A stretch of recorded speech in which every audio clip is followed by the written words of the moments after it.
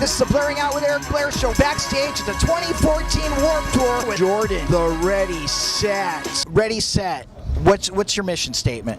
You know, I just try to write positive songs, you know? That's all I really think about, you know, just trying to write as good music as I can and, you know, maintain a level of, you know, upliftingness to it and, you know, just having a good time, right?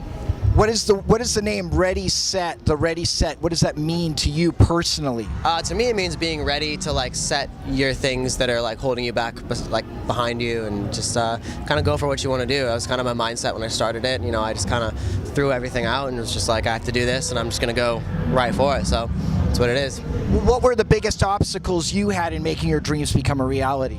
I think it was just touring early on was so rough because it was just like driving around in like a car without a trailer, like equipment just packed in it, playing to nobody, like sleeping on like floors and stuff, and it's just kind of rough. But I mean, those things are I think like the building blocks, and I think it's important to do those things because whenever things get better, it's like you appreciate it so much. Like I'm so thankful for being able to be on this kind of a tour, like touring comfortably and just like getting to play to great crowds. It's just like the most amazing thing.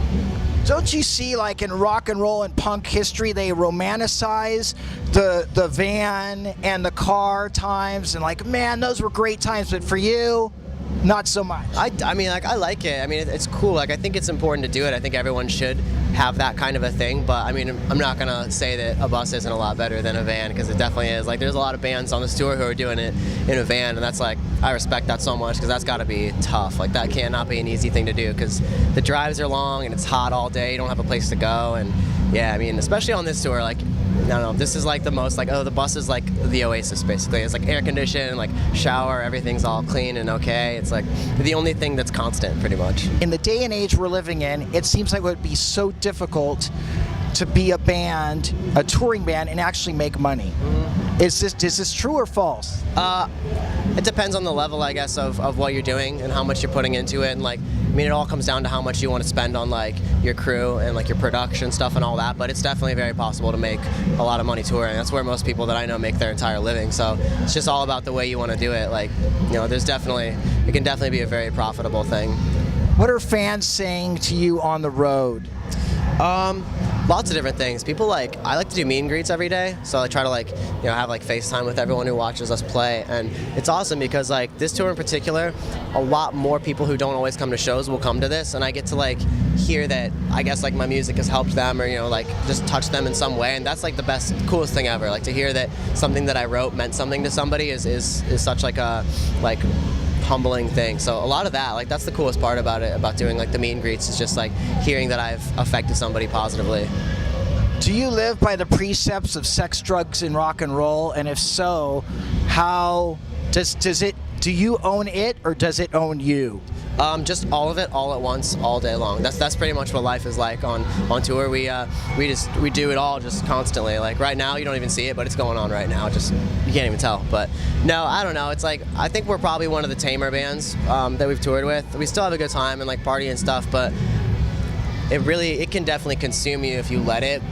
Luckily, I don't think I'm like the type of person to really get like too heavily drawn into any of it. So I mean, it's just like, I don't know, all those things come because of the music thing, so you can't let that, you know, they can't let that overshadow the music stuff. It's just all like, I don't know, it's not anything that really means anything, I don't think, you know. What is in your life where you're able to set a boundary like that a lot of people don't care to set?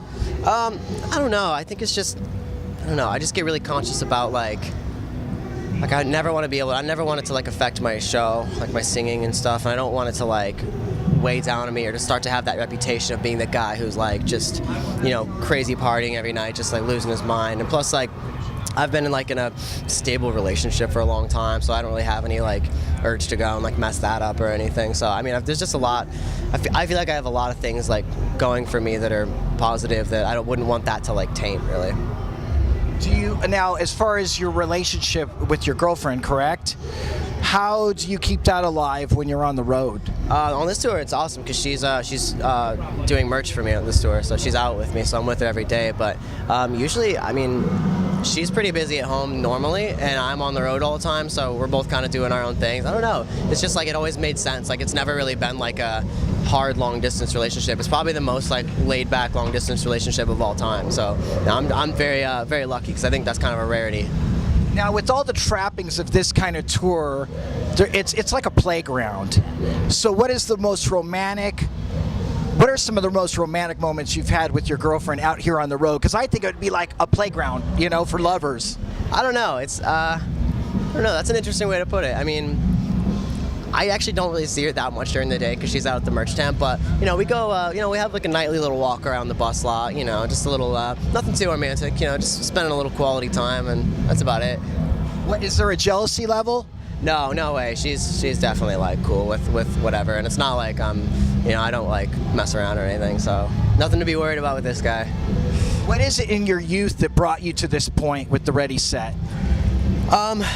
I think it was just like, well, I started with music when I was like 11 playing drums, and that got me into like bands like Green Day and Blink-182, like NoFX and like Rise Against and that kind of stuff, which led to me coming to Warped Tour when I was 13, 14 years old, and seeing bands touring and seeing that whole like lifestyle of like that being your job was so fascinating to me. And then, you know, I started playing bands actually and saw bands touring through my town, like driving around in a van, like doing this thing, like watching something build like that. So that just like inspired me to no end, and I was like, if these guys can do it, like I gotta try, I gotta see if I can do it too. And you know, it was just like watching other people doing it and just being like, I don't see why I can't like give it a shot. And then it just kind of went from there.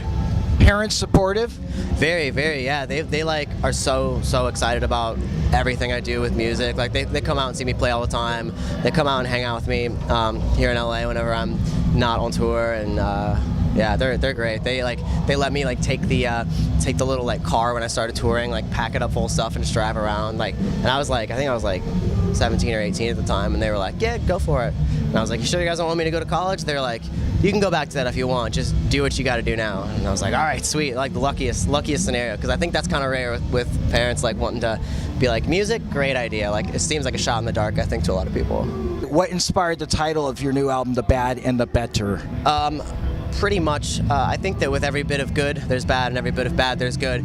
And which one is actually true is what you decide to focus on. So if you decide to find the good in the negative, then I think you're a lot better off. And that's kind of the headspace I was in at the time, you know, just trying to find like the light kind of at the end of a tunnel. So it's just kind of just represents, I guess, perspective and what you decide to make of things. Are you a spiritual person? I like to think I am a little bit, yeah. Now, when you say a little bit, what is that? Not particularly not like really like religious or anything, but I believe like, I don't know, I think what you put out you get back, and I think if you keep a positive kind of mindset, you know, you can bring about really positive circumstances in your life. And you know, I feel like my career is kind of attributed to that to an extent. Just like, you know, I went out with like a really strong intention and just like really fully committed myself to believing that was how things are going to go, and everything went that way. So I have no reason to believe that like putting positive energy out there doesn't bring it back, because, you know, it's worked so far for me. I'm a pretty happy guy.